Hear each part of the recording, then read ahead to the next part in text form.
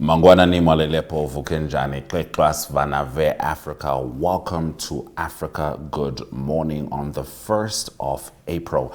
Now, across the African continent, stories of resilience, deception, and defiance unfold.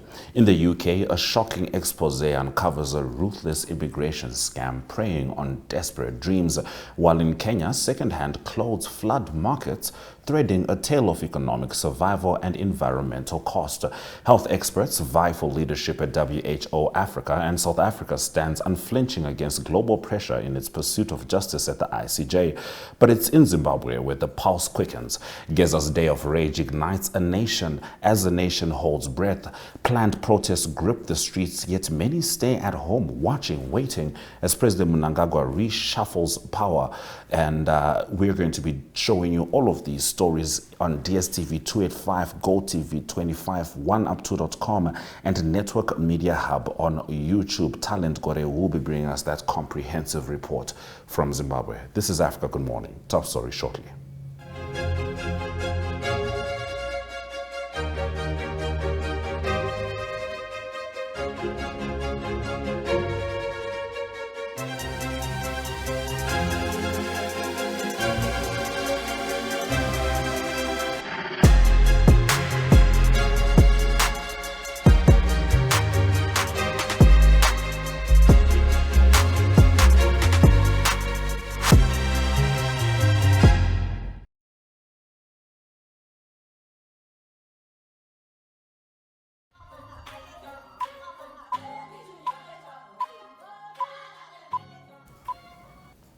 Let's get into our top stories on Africa Good Morning.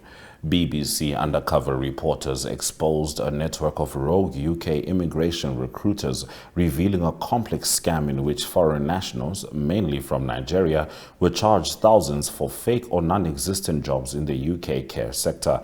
At the center of the scheme was Dr. Kelvin Alaneme, a Nigerian psychiatrist who ran Career Edu, and Nana Akwasi Ageyamang Prempe, a UK-based recruiter, both of whom illegally sold certificates of sponsorship to desperate job seekers. Victims, like a Nigerian man named Praise, paid over £10,000 only to arrive in the UK and find no job awaiting them.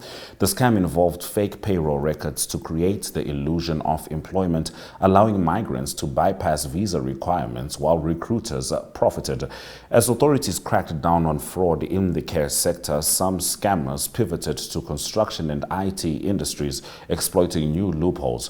In response, the UK Home Office has revoked over 470 sponsorship licenses and announced stricter measures to combat visa fraud, including prioritizing job seekers already in the UK before recruiting abroad. The World Health Organization has announced the candidates for the position of Regional Director for Africa after the death of Tanzanian public health expert Dr. Faustine Ndugulile days before taking office in November 2024. Tanzania has put forward Professor Mohamed Janabi, a renowned cardiologist and health advisor to President Samia Suluhu Hassan, as its candidate. He faces competition from three French-speaking West African candidates: Togo's Professor Mustafa Mjiyawa, Guinea's Dr. Mohamed Lamine Drame, and Cote d'Ivoire's Dr. Michel Yao. Dr. Boirema Sambo, proposed by Niger, withdrew his candidacy.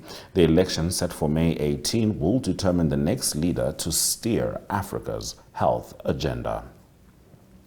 South Africa remains resolute in its pursuit of justice at the International Court of Justice against Israel, despite mounting external pressure and potential diplomatic repercussions.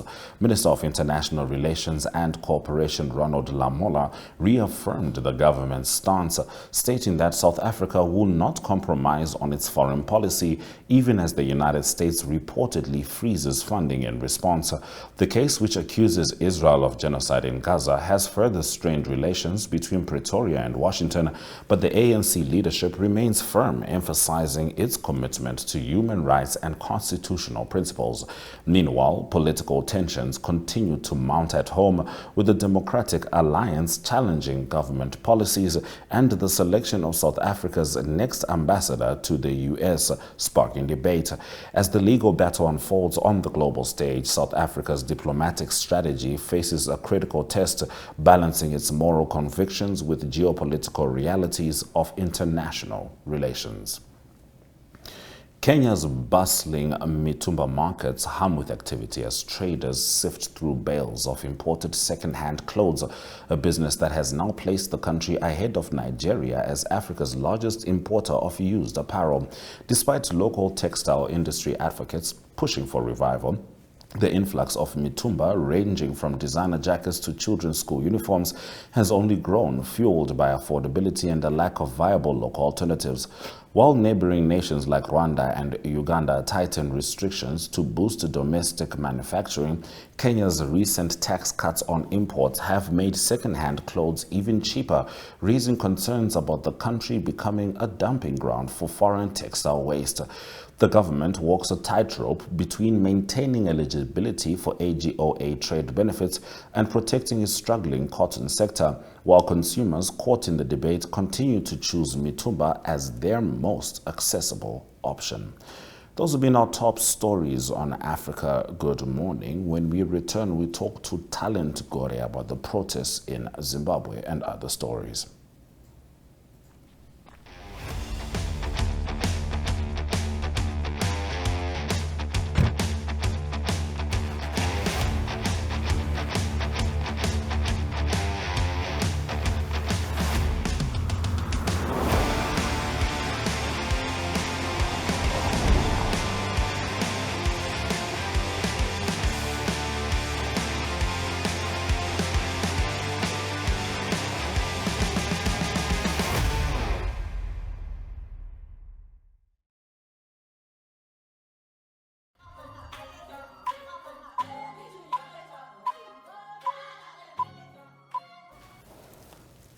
It's time to talk to Talent Gore. She brings us the Zimbabwe report. Talent Wamukase.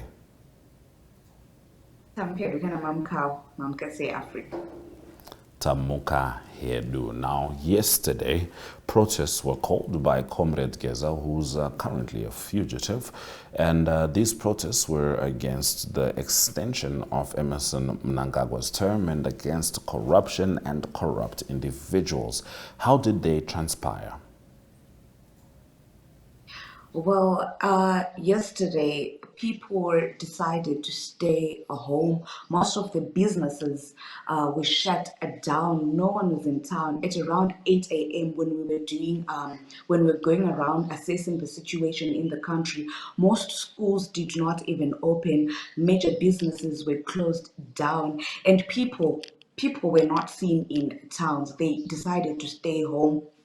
But Geza had called for the citizens of Zimbabwe to go into the streets and demonstrate against corruption, against President Emmerson Mnangagwa's term extension to beyond 2028 to 2030. But in most of the towns in Zimbabwe, you could find policemen moving around. They're saying that they want to ensure that there is peace. No one was to gather in any parts of the country. A group of people tried to gather at Harare Magistrate Court at the Robert Mugabe Freedom Square, but they were displaced by the police, and police were actually throwing tear gas to those people who wanted to demonstrate. So, as for Geza, some people may say that he achieved what he wanted, but rather people just decided to stay away. They didn't go into the streets to demonstrate or to protest because they fear for their lives. I think most of the Zimbabweans they have trauma from what happened during the August 2018 elections, in which the military shot people. Apparently, 8 people died during that time when they were protesting in the streets. So yesterday, people decided to stay at home. Most people didn't go to work, and children were not. Parents did not send their children to school yesterday. So Geza later announced that he had achieved what he wanted, and he said that this was just the beginning of what is to come for President Emmerson Mnangagwa. He says that President Emmerson Mnangagwa will not be in power for long, as this was just the beginning. But he said that the citizens should not protest today. He said that there were plans there were bombing plans. Apparently, according to him, there is someone who is alleging, he is alleging that has bought bombs. They Bombs. want to bomb certain areas and blame it on Gaza so that he's labeled a terrorist. So he said that citizens should stay away today. They should not participate in the In protest, but protest. rather he's going to come back tomorrow. Yes, he's going to come back tomorrow and give us a way forward. He's going to tell us, he's going to tell the citizens of Zimbabwe on what to do next. But he said this was just the beginning. Begin. The worst is yet to come. So we're just waiting to see what is going to happen next. All right, Talent. Before we continue our conversation, we do have a clip of Comrade Bombshell Geza's message. I want to thank you, Zimbabwe, for heeding our call to take action. I've been in the streets of Harare this morning to assess the situation. The streets were empty, absolutely empty. And I received similar reports from other cities. This is very encouraging. You have sent a clear message that you want Emerson and his corrupt cabal, Zigananda, to go. This is the beginning of a series of events to send you packing. And we want to assure you that he is going in the shortest possible time. Now, what's next? I've decided to call off the protest. This is because I've gathered intelligence of an evil plan. Sean Mnangagwa bought explosives. He wants to bomb certain targets tonight and blame it on me. This will be done to label me a terrorist. We had our peaceful protest today. Now, let's call it off for now.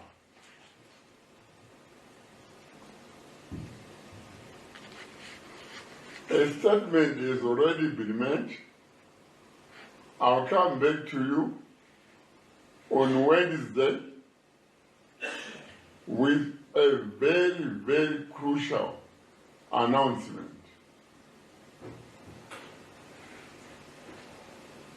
This will change the direction of things and take us to a higher, new level. So that was Comrade Bombshell Geza, who is currently a fugitive wanted by the police for undermining the president, which would seem he also does in that video. He does want a push for Mnangagwa to be removed from power, and he's the one who called for the protests yesterday. So now, Talent, I understand that there are some reports of some journalists allegedly being arrested.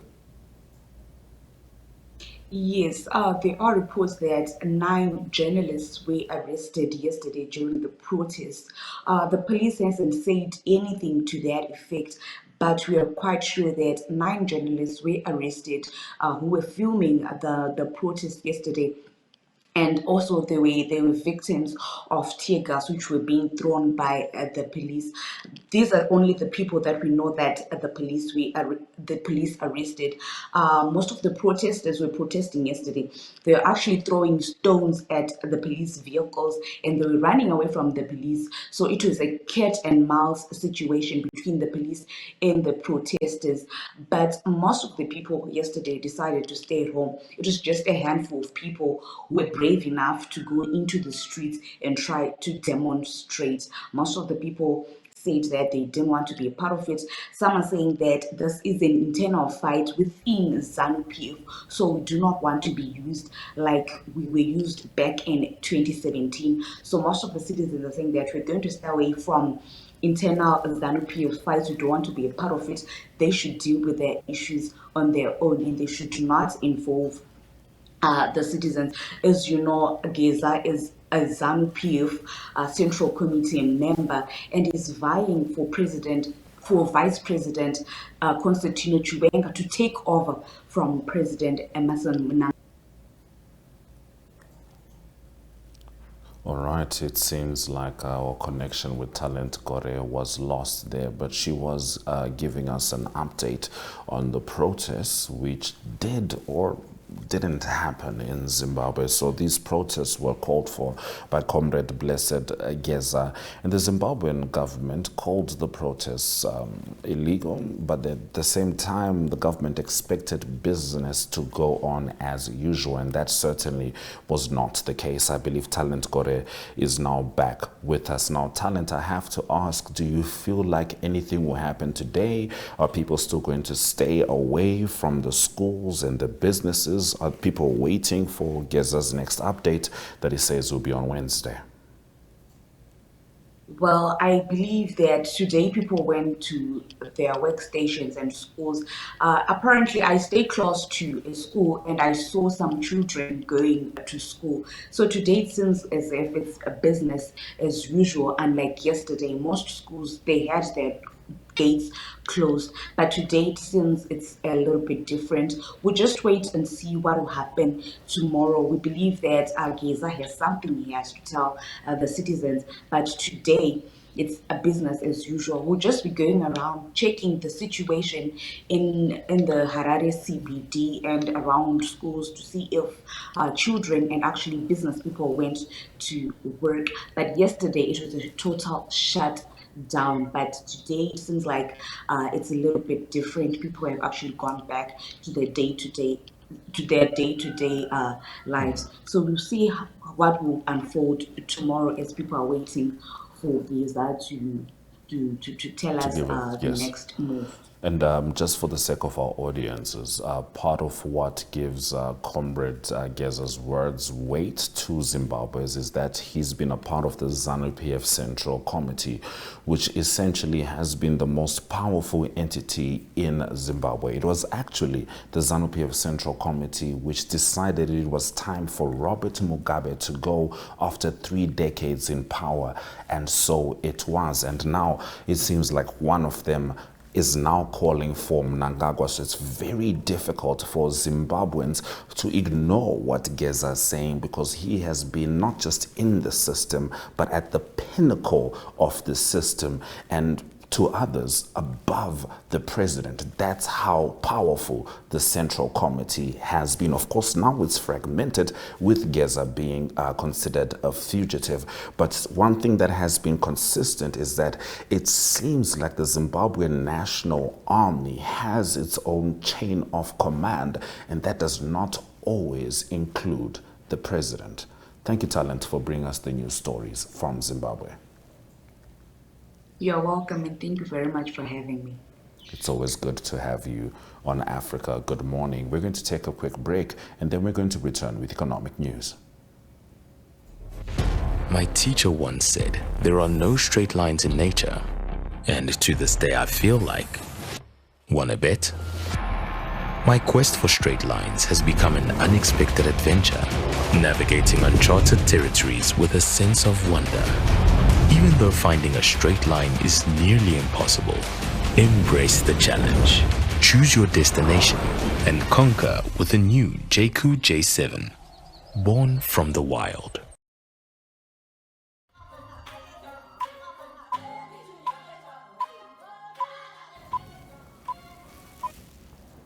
Yesterday, Namibia Brewery's managing director, Valdemar von Leers, detailed the key initiatives implemented to streamline the business following its acquisition by Dutch brewing giant Heineken. And that's what was the case during the first 6 months. So it was really a case of bringing the people and the cultures together, And secondly, it is actually housing the full portfolio of brands we have now under the NBL company. Now, all that was achieved by September 2023, and I think we shared that last year already. So, I think really landing that part and then focusing on the synergy realization in terms of cider and wine production, which is the biggest part of the synergy, the local production, is what occupied a lot of our time during those first 6 to 9 months. And I think through that we were really now able to land a business that from about, call it March, April last year, was really geared for growth, and we could really focus again on our customers, right? That takes us to the next stage of really thinking about how are we going to strengthen the market in Namibia, all right? So I think as NBL, especially on the commercial front, we had significant changes in early during the integration. So we built a completely new sales team that really focused on delivering the Heineken ways of winning, as it's called in the market, and really bringing a structured approach to commercial execution. Moving on and staying with Namibia, newly appointed Kavango East Governor Julius Hambuka has pledged to revive green schemes to tackle food insecurity. Speaking at his handover ceremony yesterday in Rundu, he stressed using local resources to benefit communities first. With the natural resources at our disposal, I'm confident that such a situation can be reversed to bring back the region to its glory, yes, when the green schemes projects such as Shadi Kongoro, Chitemo, and Uvungvungu had a positive impact on the lives of all residents of the 2 Kavango regions and other regions beyond. The time has come for us not to work for the sake of working, but rather to work to meet a agreed target to improve service delivery to the inhabitants of the region. It is unacceptable and face starvation while we have adamant fertile land and water to grow and produce food for our own consumption. My appeal is that the green scheme projects must first produce what is consumed locally and then for export to other regions. People at the doorsteps of this project should have access to the food produced in their surroundings. Thank you for staying with Africa. Good morning. Throughout the broadcast, we spoke comprehensively to Talent Gore about the Zimbabwe protests, which are being led by Comrade Geza, who's currently a fugitive, according to the police in Zimbabwe. And naturally, this has tested the grip on power that Emmerson Mnangagwa, the president of Zimbabwe, has on the country. Businesses came to a standstill yesterday. No one went to school. Some journalists were arrested, and that seems to be the usual menu when it comes to Zimbabweans observing their constitutional right to protest. But Africa Good Morning also brought you several stories from across Africa, including the WHO's new appointment and Namibia seeing the focus on green hydrogen being revived in Rundu. From me, Ashwin Berry, and the Africa Good Morning team, thank you for joining us. Swera Jakanaka.